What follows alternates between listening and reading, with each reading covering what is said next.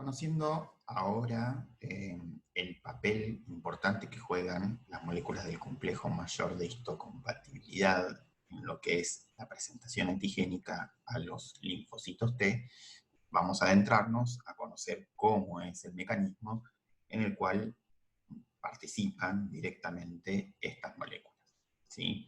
Donde son protagonistas de estos eventos. Vamos a empezar definiendo qué es la presentación de antígenos.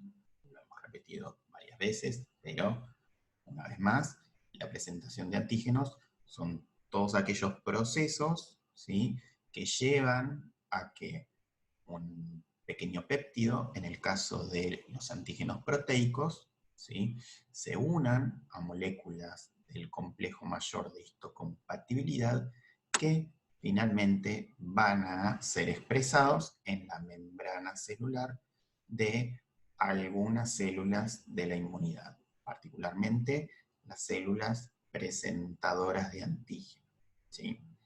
Vamos a definir algunos de estos procesos por separados.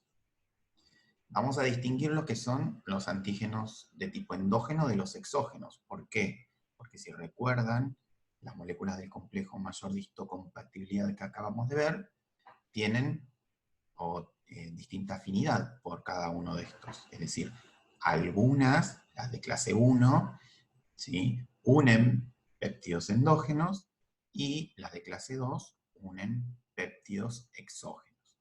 Esa diferencia ya va a hacer que haya por lo menos dos caminos diferentes. Un camino que llevará a montar el péptido sobre molécula de clase 1 y otro mecanismo para los péptidos que se carguen sobre moléculas de clase 2. ¿Sí? Enzimas que van a ser importantes en todo este mecanismo, en todo este proceso, las proteasas, porque necesitamos de antígenos mayores, reducirlos a fragmentos, a pequeños péptidos, si hablamos de una proteína, y ahí van a ser importante la acción de diferentes proteasas. Va a ser importante también la célula que esté participando. ¿Cuál es la célula que lleva a cabo todo este proceso de presentación de péptidos endógenos o péptidos exógenos? ¿Son las mismas? ¿Todas pueden hacer ambas presentaciones? Todas van a poder presentar en su membrana sobre moléculas de clase 1 y sobre moléculas de clase 2, y por qué no CD1, las últimas que también vimos, que si bien es una molécula que no codifica dentro del complejo, se las incluye porque tiene una gran homología estructural y porque también está relacionada, presenta antígenos. Son las de clase 1b o no clásicas. Y por último, esto ya no lo vamos a tocar en esta clase, sino que lo seguirán viendo con posterioridad, es finalmente la interacción con los linfocitos T, ¿sí? Cómo activan a determinados linfocitos T, ¿sí?, a distintas subclases de linfocitos T. La unión va a estar dada por, o la interacción va a estar dada por este complejo mayor de histocompatibilidad péptido con los receptores propios de los linfocitos T, los TCR. Sincronagel y Doherty, de nuevo, recuerden, son los que empezaron a clarificar un poco todo este camino de la funcionalidad que finalmente les encontraron a estas moléculas del complejo mayor de histocompatibilidad, las que antes eran conocidas como antígenos de histocompatibilidad. Vamos a empezar mencionando simplemente, no adentrándonos, las células presentadoras de antígeno. Vamos a distinguir dos clases de células presentadoras de antígeno, aquellas que pueden presentar tanto por clase 1 y por clase 2, es decir, tienen todos los mecanismos, tanto para presentar péptidos endógenos como para presentar péptidos exógenos, ¿sí? Estas células presentadoras de antígenos no son muchas, las vamos a llamar profesionales, y obviamente que la célula dendrítica es el mayor exponente de este tipo de clases de células, ¿sí? puede tanto presentar entonces péptidos sobre moléculas de clase 1, endógenos, moléculas de clase 2, exógenos. Células dendríticas, macrófagos, también son células profesionales. Acuérdense que presentadoras por clase 1 son todas las células de nuestros tejidos. Por clase 2 son pocas, y eso es lo que va a restringir la capacidad de ser profesional o no. Es verdad que hay algunas que son CMH2 positivo, que podemos inducir esta capacidad de expresar moléculas del complejo mayor histocompatibilidad de clase 2. ¿Sí? Y acá tenemos algunas otras, la más importante de todas ellas va a ser los linfocitos B. Los linfocitos B pueden adquirir la capacidad de presentar por CMH2 y convertirse de esa manera en profesionales también.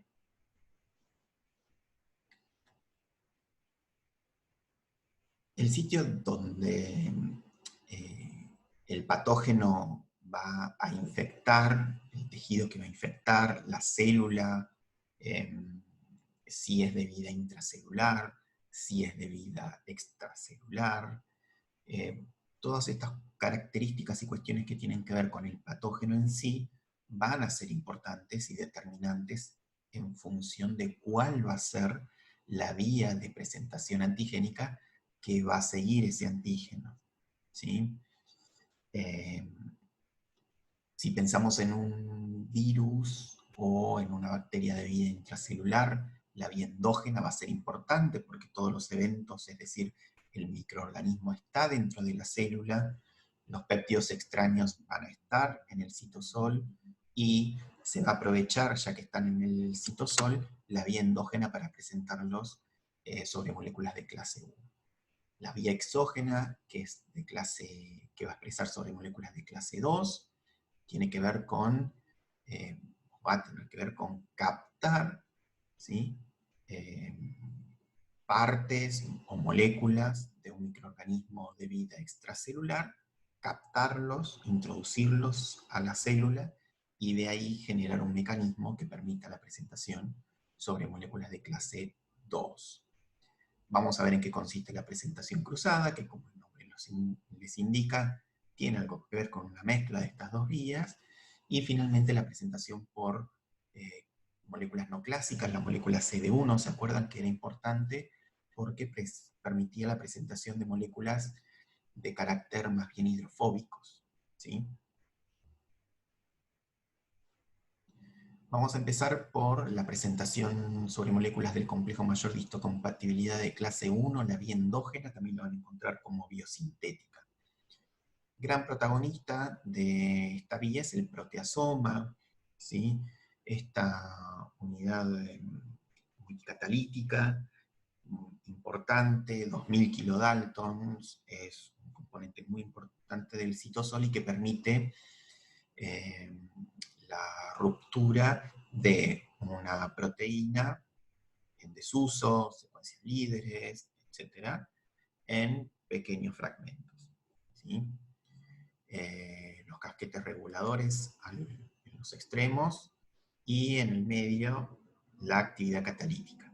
¿Sí?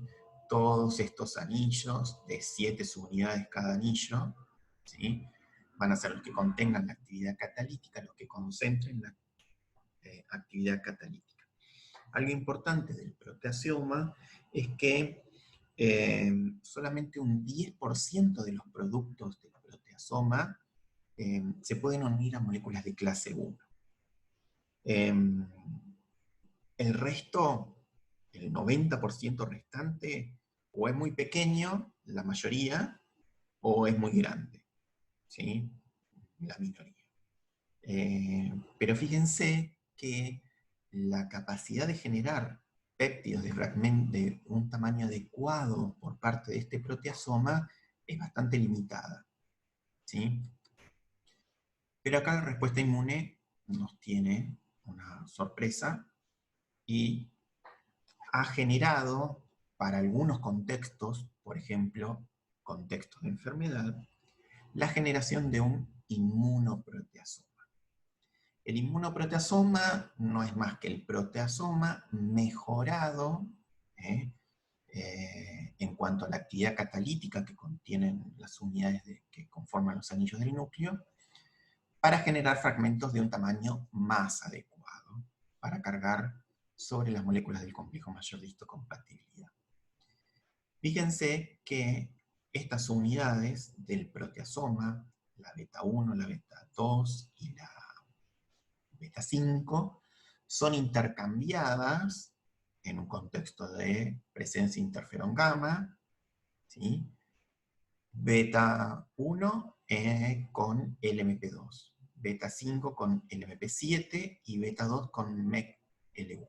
¿Se acuerdan? Estas proteínas estaban codificadas en el mapa genético del complejo mayor de histocompatibilidad en la zona de las moléculas de clase 2. No eran moléculas de clase 2 porque no eran ni de P, de Q, de R, sino que eran unos genes que estaban entremezclados y que también les había adelantado que tenían función en lo que es la presentación antigénica, en particular moléculas, en este caso de clase 1, ¿sí? Generando estas subunidades que reemplazan a las clásicas que están en el proteasoma, generando sobre todo actividades mucho más eficientes en cuanto a actividad enzimática tipo tripsina y quimiotripsina, ¿sí? Fíjense, TAP es otra proteína que también está codificada ahí entre las moléculas de clase 2. La función de TAP es simplemente ser un transportador, un canal de ingreso de los péptidos que se generan en el citosol. El proteasoma genera esos fragmentos en el citosol. Los péptidos en el citosol van a pasar a través de TAP y van a ingresar al retículo endoplásmico. ¿Por qué van a ingresar al retículo endoplásmico? Porque en el retículo endoplásmico se está sintetizando las moléculas de clase 1. ¿Sí? Entonces, ¿cómo va a ser ese mecanismo? Las moléculas, ahora los pequeños péptidos que están en el citosol, van a ser generados una vez que pasaron por el proteasoma, ¿sí? Van a ingresar vía TAP al retículo endoplásmico, donde va a estar la molécula de clase 1 esperando para cargar ese péptido y vía Golgi expresarse en la membrana de estas células. Si recuerdan, moléculas de clase 1, todas las células de nuestros tejidos, mayormente las células nucleadas, tienen la capacidad de presentar por clase 1, y esto es bastante coherente porque todas las células de nuestros tejidos pueden ser infectadas por posibles virus, por ejemplo. ¿Sí? La presentación sobre moléculas de clase 1, ¿sí?, genera este complejo, clase 1 péptido, que va a ser reconocido, van a ver esto y lo van a estudiar con mayor profundidad, por el TCR de los linfocitos T citotóxicos. Con un poco más de detalle. Es lo mismo de la diapositiva anterior, pero con algunas cuestiones agregadas. Origen, ¿sí?, de las proteínas que finalmente van a ser procesadas por el proteasoma, generando esos pequeños péptidos, ¿sí? Proteínas endógenas, ¿sí?, que tienen que ver con imperfecciones, proteínas que son imperfectas, pero también proteínas en desuso. Una vez que pasan por el proteasoma, se generan estos pequeños fragmentos de un tamaño, porque hablamos del inmunoproteasoma, adecuado, y si no es así, porque es un poquito más largo, ¿sí?, hay aminopeptidasas citosólicas que pueden generar nuevos cortes para que el péptido que esté ingresado al retículo endoplásmico sea del tamaño adecuado. El ingreso al retículo endoplásmico va a ser vía TAP. Todo este complejo que se genera en la vecindad de TAP, ¿sí?, es el complejo de carga que se va generando alrededor de la molécula del complejo mayor de histocompatibilidad de clase 1, que se sintetiza aquí, en un principio con una chaperona, que es la calnexina, que no está acá, pero les digo, la calnexina es una de las chaperonas que ayuda al correcto plegamiento de la molécula de clase 1. Luego la calreticulina también es otra chaperona que ayuda. ERP57 es una tiol óxido reductasa, que es la que forma los puentes disulfuro también para el correcto plegamiento y unión de la molécula de clase 1. Acuérdense de la beta-2 microglobulina también aquí. Y tapacina, que es esta molécula que hace como de conector entre la molécula de clase 1 que viene con las chaperonas y TAP, ¿sí? De manera tal de acercar la molécula de clase 1 al lugar donde van a estar ingresando los péptidos. De manera tal que el ingreso de los péptidos sea bastante directo, ¿sí?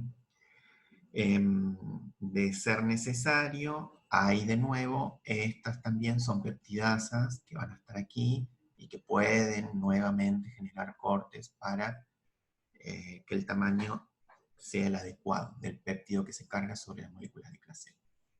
¿Sí? Y luego queda simplemente ex vía Golgi expresar la molécula de clase 1 con el péptido cargado en la membrana de la célula. ¿Sí? Vía exógena. ¿Qué es importante de la vía exógena? Decíamos que iba a ser una vía que va a estar relacionada con la captación de antígenos desde el medio extracelular al interior de la célula que tenga la capacidad de procesar vía clase 2. Estas células, si recuerdan del cuadrito de las células presentadoras de antígeno, eran ya muchas menos. Solamente las que pueden presentar por clase 2 son las profesionales, principalmente la dendrítica.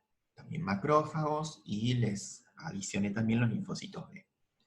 Estas células, ¿qué van a tener? La capacidad de captar, ¿sí?, diferentes mecanismos de captación, un afago, ¿sí?, pinocitosis, macropinocitosis, ¿sí?, la incorporación de antígenos mediada por moléculas de anticuerpo o mediada por receptores. Y la fagocitosis también mediada por receptores, por ejemplo, receptores del complemento, que hayan opsonizado a ese microorganismo, por ejemplo, o también mediada por anticuerpos y receptores para el FC. ¿Sí? Muchos mecanismos, todos tendientes a captar desde afuera el antígeno, que es de vida extracelular, es de origen exógeno, y que va a terminar cargándose sobre moléculas del complejo mayor de histocompatibilidad de clase 2. Recuerden la principal diferencia. Clase 1, origen endógeno. Clase 2, origen exógeno.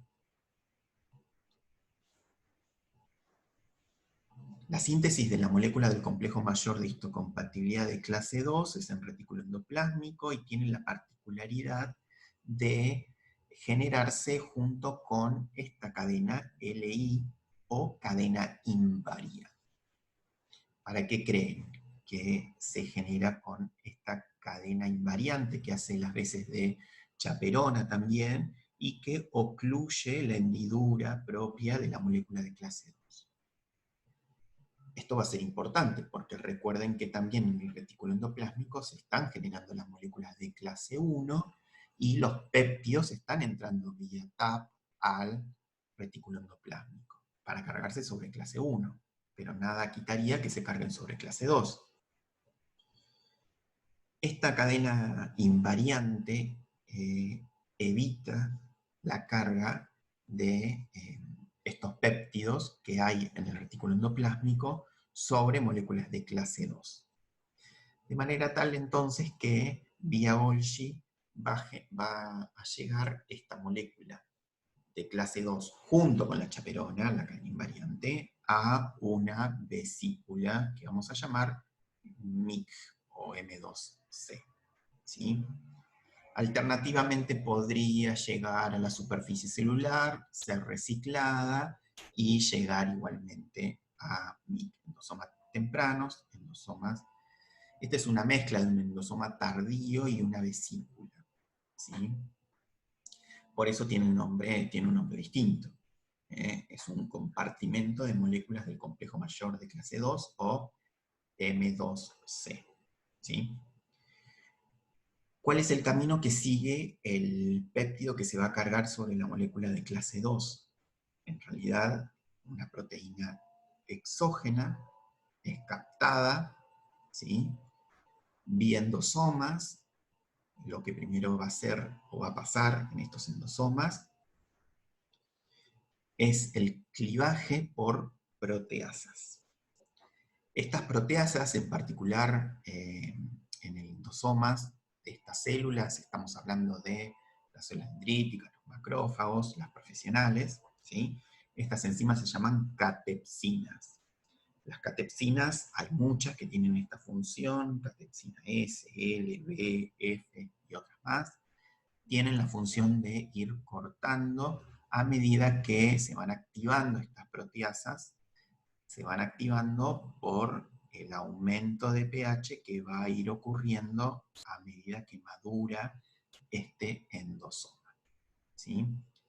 La acidificación del pH genera que se activen estas proteasas y que finalmente se generen estos pequeños péptidos a partir de la proteína exógena inicial. Estos pequeños péptidos generados por las catepsinas son las que finalmente se van a cargar sobre la molécula de clase 2. Pero recordemos que la molécula de clase 2 viene con la cadena invariante. Las mismas catepsinas van a ser las encargadas de clivar la cadena invariante. La catepsina LS, ¿sí? Y también puede ser una asparragina endopeptidasa, AEP, la van a encontrar también en los libros, son las encargadas de cortar la cadena invariante y solamente dejar un pequeño péptido de más o menos unos 23 aminoácidos cargado justo sobre la hendidura de la molécula de clase 2. El resto se corta. Este pequeño péptido de 23 aminoácidos, que ahora se llama CLIP, péptido de la cadena invariante asociado con las moléculas de clase 2, este CLIP es el que se va a tener que remover para cargar ahora el péptido que va a terminar expresándose en membrana. Esta tarea la lleva a cabo esta otra molécula, la HLA-DM.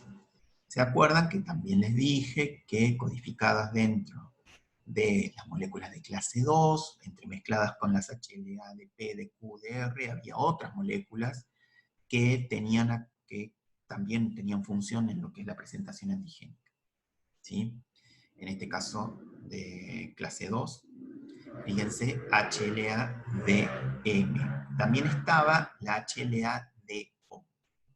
La HLA-DM se dice que tiene una función editora.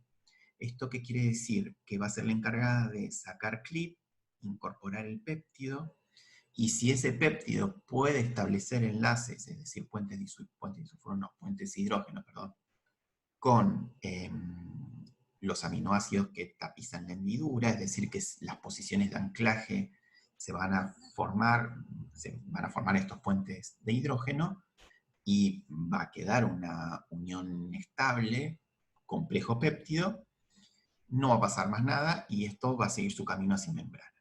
En el caso de que no cuadre esta unión, que no se puedan establecer los puentes de hidrógenos adecuadamente, lo que va a hacer DM es retirar ese péptido, así como retiro a CLIP, retira ese péptido y incorpora otro que haya en el mismo compartimento. Y así sucesivamente hasta que encuentre un péptido con el cual la molécula forme una interacción estable, ¿sí?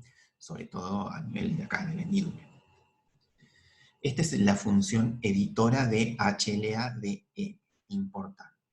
Importante también la acción de HLA-DO. DO, HLA-DO siempre funciona junto con DM. DO es un regulador negativo de DM. Es quien dice, le dice a DM que no tiene que producir más esta edición.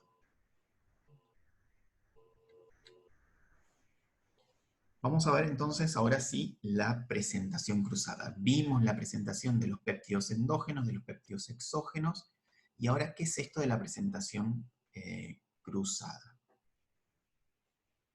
Fíjense que una proteína exógena, cuando es endocitada, y en el caso de que pudiera acceder al citosol, va a tener la capacidad de que, a pesar de ser exógena y haber sido captada, se va a presentar por clase 1. ¿Por qué? Porque en el citosol va a estar el proteasoma, se van a generar estos péptidos que vía TAP van a ingresar al retículo endoplásmico y de ahí se van a cargar sobre moléculas de clase 1. Esta es la presentación cruzada que vamos a ver. ¿Por qué es importante? ¿Es un camino importante? Sí, es un camino importante. Si recuerdan, en la diapo de la parte anterior de la clase, cuando vimos las moléculas del complejo mayor de histocompatibilidad de clase 1, repasamos los péptidos, hablábamos de las posiciones de anclaje, repasábamos los péptidos que cargan, vuelvan para atrás con las diapos, y van a ver que yo les dije que un 75% de los péptidos que carga CMH1 son de origen endógeno, ¿sí? Tienen origen citosólico, como el 75%. ¿Y dónde está el otro 25%? ¿Sí? Es una pregunta que debería haber surgido en aquel momento. Es decir, las CMH1 cargan vía péptidos endógenos, y ahora yo les digo que cargan solamente el 75% de origen endógeno.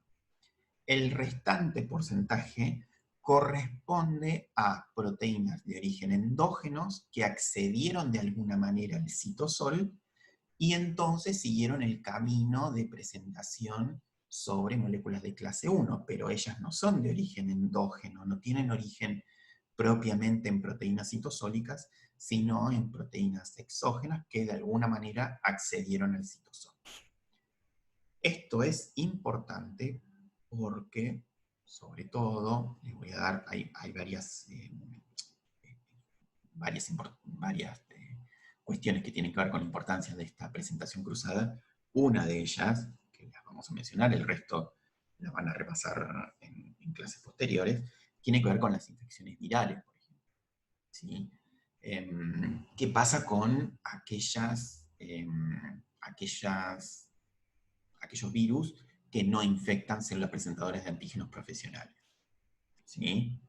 Es decir, que infectan un determinado tejido, todas las células de ese tejido pueden presentar por CMH1, hasta ahí está todo perfecto, pero si recuerdan, yo les dije que los linfocitos T solamente eran activados por células dendríticas, profesionales.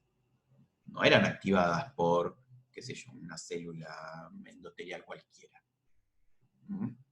Con lo cual, ¿cómo es que partes del virus o proteínas que tienen que ver con el virus llegan al citosol de la célula dendrítica si es que el virus no infecta las células dendríticas?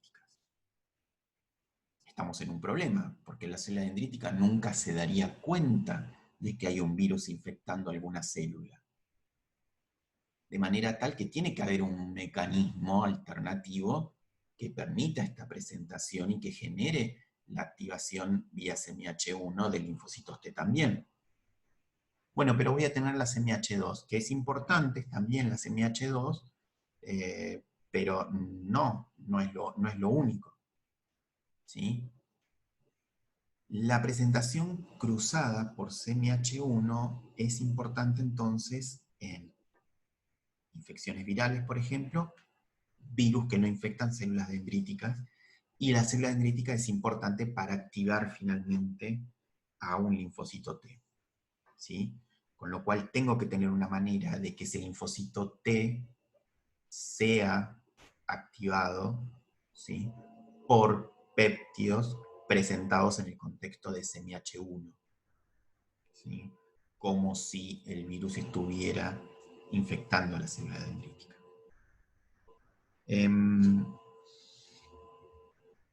La clave de este mecanismo tiene que ver con lo que yo les decía recién. Tiene que acceder de alguna manera esta proteína o este antígeno de vida extracelular, ¿sí? O en el caso de recién que yo les decía, partículas virales o restos de células infectadas que puedan ser captados por la célula dendrítica, ¿sí? Todo ello que va a ser captado desde fuera, ¿sí?, de la célula va a ser incorporado, pero claro, este camino de incorporar algo desde afuera en la célula dendrítica, macrófagos, etcétera, llevaba a la presentación por CMH2. La clave está en que estas proteínas de origen viral, supongamos, captadas a partir de una célula infectada que pudo, un resto de célula infectada que pudo captar esta célula dendrítica, ¿sí? De alguna manera, esas proteínas virales van a tener que acceder al citosol, porque ahí sí, a partir del citosol, el camino es directo hacia la presentación por CMH1 y no por CMH2. La presentación de algo que es captado desde el exterior hacia CMH2 o hacia CMH1 se dice que es una cuestión de varios factores. Uno que tiene que ver con el tiempo y otro que tiene que ver con algunas particularidades del receptor que se utiliza para incorporar, ¿sí?, al antígeno en cuestión. También va a ser importante el compartimento, que fíjense, aún no tiene nombre, hay muchos transportadores, van a haber muchos signos de preguntas porque no es un mecanismo del todo todavía dilucidado, ¿sí? De los eventos que tienen que pasar, particularmente en este endosoma, ¿sí? Fíjense para un camino que sigue un antígeno soluble o un antígeno particulado, o una proteína cualquiera o algo con un poco más de tamaño, ¿sí? Cómo es captado desde fuera, y lo primero que se genera es un endosoma temprano. El endosoma temprano, si dejamos pasar el tiempo, esto rápidamente, el pH se genera la acidificación del interior, se activan las catepsinas, y esto es el camino de presentación por CMH2 que vimos recién. Esto no debería pasar si estoy buscando la presentación por CMH1. Hay una particularidad que tiene que ver mucho con la célula dendrítica, en particular, de que se pueden generar en ella unas vacuolas especiales que tienen dos particularidades. Una que tiene que ver con este canal, que es el que introduce los protones que van a acidificar el interior del endosoma temprano. Se dice que este canal es defectuoso, ¿sí?, hasta cierto punto, en estas células. Con lo cual, la acidificación de este endosoma temprano se vería más bien retardada. A la par que ocurre eso, ocurre una alcalinización por, todo lo contrario, una NOx2 muy eficiente que genera especies reactivas de oxígeno que terminan alcalinizando este medio del endosoma temprano. O sea que no solamente voy a tener que la acidificación es más lenta, sino que tengo la generación de especies reactivas de oxígeno, una alcalinización. Esto genera que el pH, ¿sí? la disminución del pH, la acidificación de esta vacuola, sea muy lenta en el tiempo. Y eso es lo que genera una ventana, ¿sí? temporal, por la cual puede escapar, ahora sí, el antígeno, proteína, que había sido captada inicialmente hacia el citosol.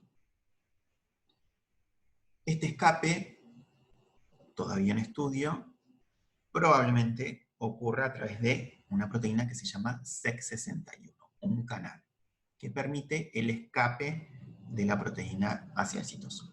Una vez que llega al citosol, puede ocurrir que vía proteasoma se generen los péptidos y esos péptidos entren de nuevo a esta misma vacuola, ¿sí? A este mismo endosoma temprano, perdón, y que haya moléculas de clase 1 acá esperando para cargarse y ser presentados. Alternativamente, esos pequeños péptidos van a ingresar vía TAP al retículo endoplásmico, donde está la molécula de clase 1 que va a ser presentada en membrana. Un camino muy similar siguen los antígenos de tipo particulado, ¿sí? Estas cortes adicionales que se pueden generar sobre el péptido que se incorpora inicialmente, exógeno, corre a cargo de unas proteasas, que son también unas aminopeptidasas, en este caso del endosoma temprano, que se llaman IRAP, que son muy parecidas a las ERAP que están en el retículo endoplásmico. ¿Sí? No solamente que es una cuestión de tiempo, de esto que tiene que ver con cuánto tarda en acidificarse el endosoma para que el antígeno pueda escapar hacia el citosol, sino que también es una cuestión de cómo se dio esa captación del antígeno desde el medio extracelular. Se ha visto que la captación mediada por algunos receptores favorece la presentación cruzada, ¿sí? Y no favorece la presentación que debiera seguir, que es clase 2, que va a ocurrir igualmente, pero en una menor proporción, o más tardíamente. Por ejemplo, el receptor de manosa es uno de los más estudiados en cuanto a que la incorporación de antígenos mediados por este receptor genera un endosoma temprano en la cual hay esta posibilidad de que escape vías también SEC61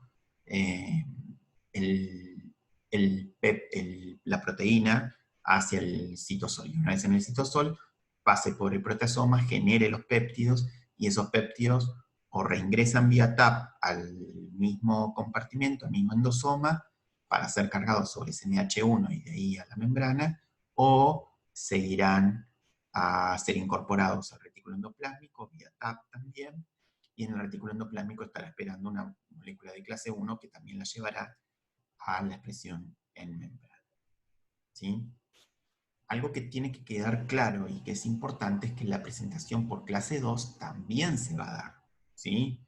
Simplemente está retardada en el tiempo y hay una pequeña ventana por la cual al principio algunos antígenos podrían escapar al citosol y que esto derivaría en una presentación por CMH1.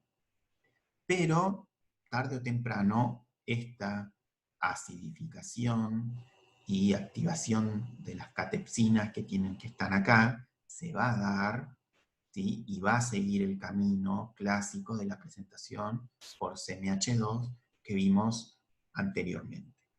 Una cosa no quita que no se vaya a producir la otra.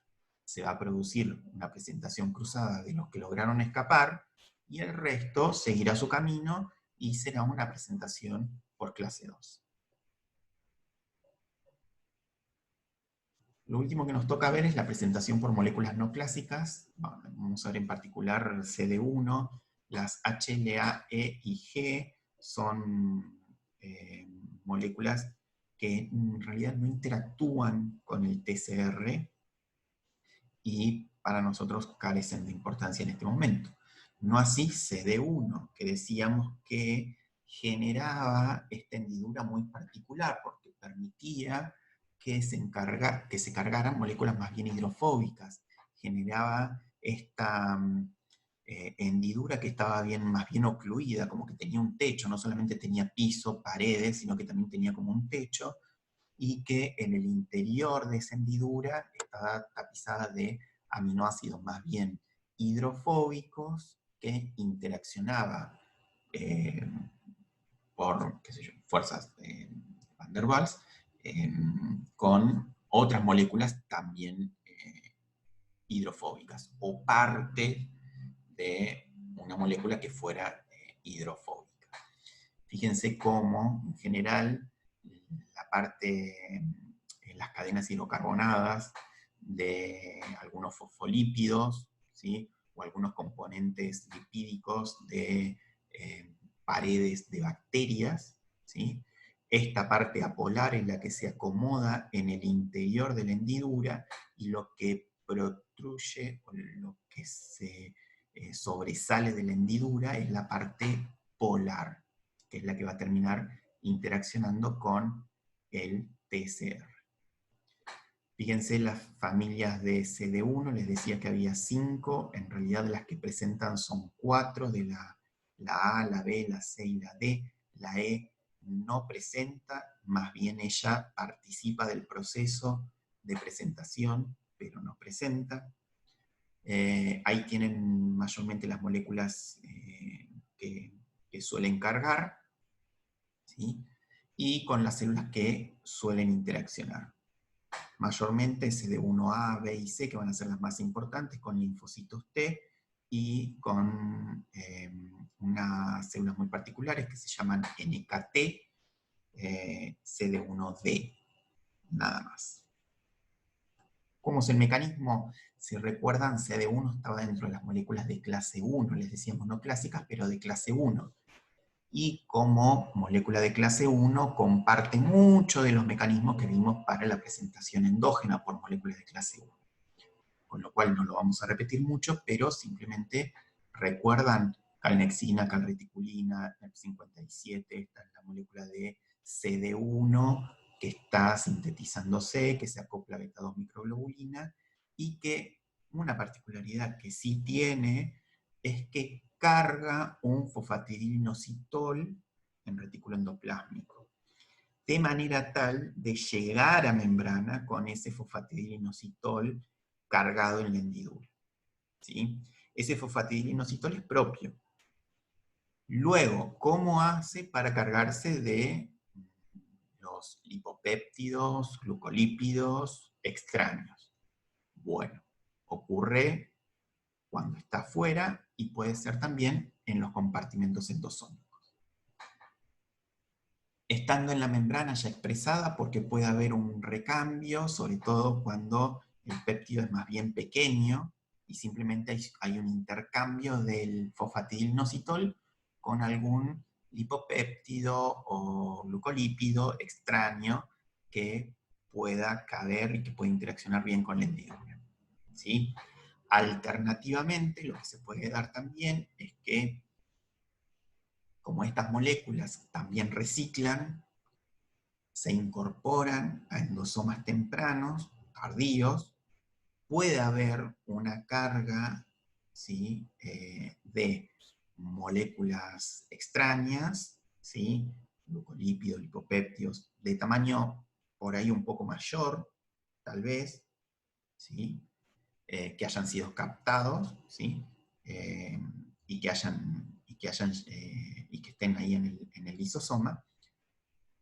En el mismo lisosoma haya un intercambio de ese péptido un poco mayor por el de menor tamaño que estaba antes, ¿sí? Propio o extraño, y que una vez que hubo este intercambio, se exprese en membrana. ¿sí? De este intercambio participa la molécula CD1E, ¿sí? Esa que decíamos que participaba del mecanismo, pero no presentaba, ¿sí? Tiene una función parecida a la HLA-DM editora, parecida, ¿sí? Fíjense que es muy parecido entonces a la presentación por moléculas de sobre moléculas de clase 1, ¿sí? La vía endógena, con algunas particularidades, porque lo que está cargando son lípidos, tipo péptidos, glucolípidos, ¿sí? Componentes lipídicos mayormente que tienen que ver con las paredes celulares, sobre todo esto ha sido muy estudiado, esta presentación por CD1, de las micobacterias. ¿Sí? Bien.